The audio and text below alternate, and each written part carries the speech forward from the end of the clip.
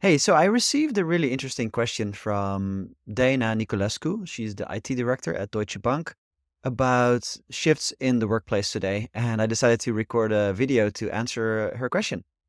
So she said, like, today's workplace is undergoing significant change as organizations adapt to global talent and decentralized structures. Top tier education is becoming widely accessible online, and global talent hubs are driving business innovations. Companies are moving away from traditional hierarchies toward more flexible, self-managing teams. And especially in big IT companies, she's seeing the move from engineering into lower cost locations, where engineers have access to great education. And she's curious how this is all going to evolve. Engineers are being moved to achieve cost reductions, going to India, Poland, Philippines, etc.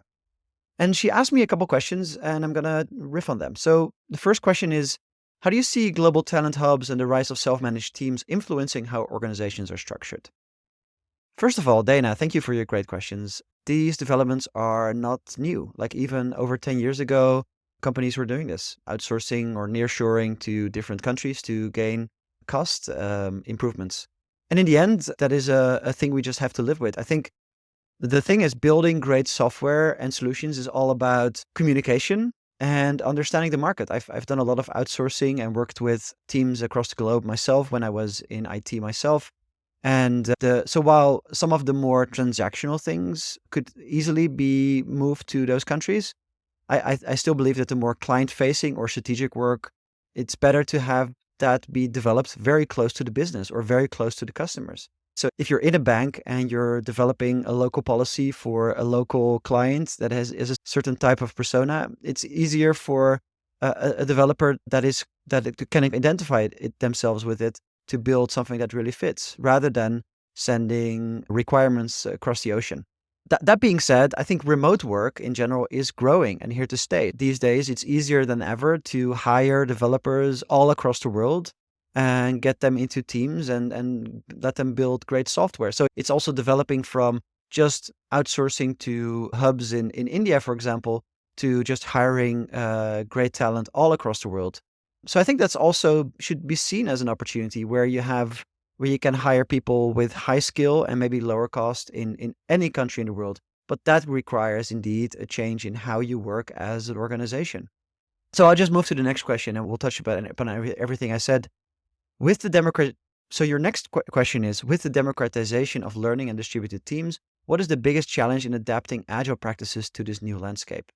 First of all, if you have a remote team or remotely dispersed team, those teams, they need a lot more structure to function. Agile practices in itself are not enough or don't provide enough guardrails for that. When we've worked with those teams, we've introduced a lot more time to talk about working agreements. We talk about deciding on clear rhythms, transparent boards to work on digitally.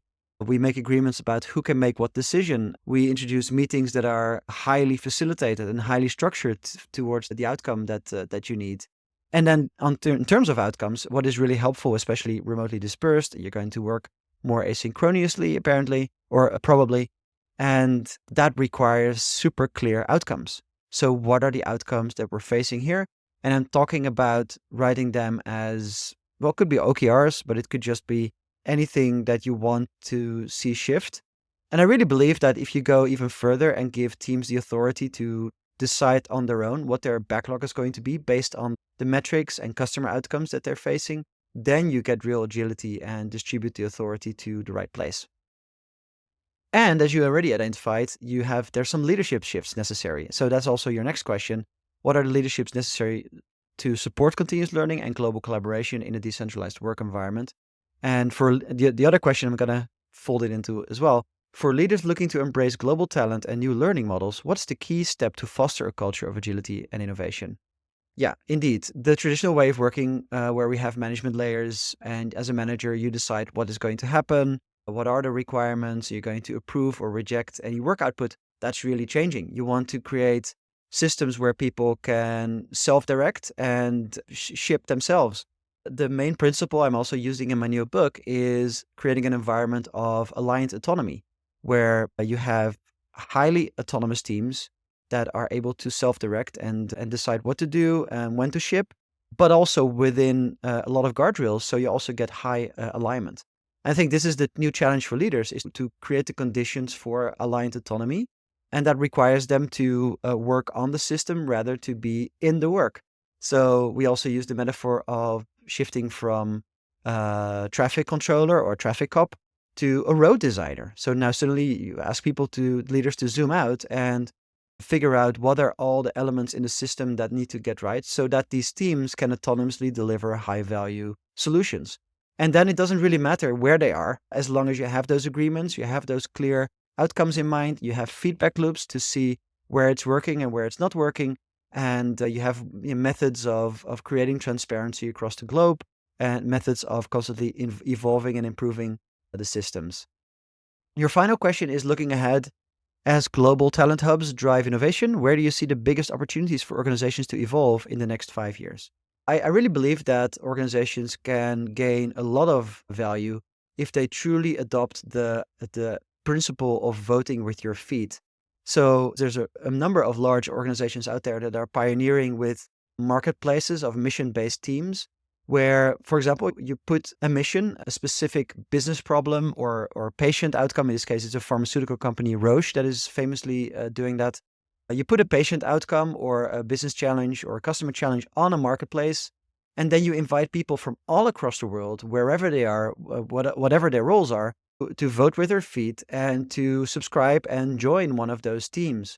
And then for a number of months or even years, those teams work on that challenge together and create improvements on that area. And then if that problem is finished, they move to another problem. Or if they feel they want to join another initiative because they see there more value, then they go there. So voting with your feet and having that principle of professionals have enough strategic awareness and understanding of the customer so that they can actually decide for themselves what they will do and how they will do that. I think that's the next level. And that also makes it easier for managers and leaders because they no longer need to be the ones making all those decisions. It's the marketplace that filters out mediocre ideas automatically. It's like a self-healing and self-changing system. All right. Hopefully that is good enough. Let me know if you have any follow-up questions. Thank you.